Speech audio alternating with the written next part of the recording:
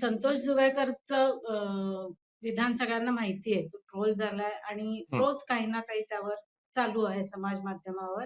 चालू आहे. त्याविषयी हं, परत बोलण्यासारखं फार फार काही नाही. खरं तर हे विधान इतकं हं, हास्यास्पद, पोरकट आणि हं, दुर्लक्ष हं, करावं असं आहे. पण हं, हं, त्याला म्हणजे सध्याचं जे समाज माध्यमावरचं वातावरण आहे किंवा हं, सध्याचं हे आहे त्यामध्ये त्याला एकदम असं उचलून धरलं गेलंय.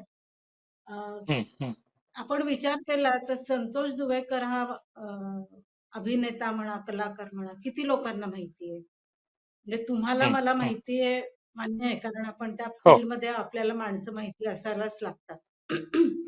पण बरोबर. आजच्या पिढीला विचारलं, मागे असं संतोष जुवेकरांनी काय केलंय, की ते लक्षात राहून त्यांचं नाव लक्षात आपण आठवणीने हं, अगदी घेत राहू असं काही दिसत नाहीये. हं.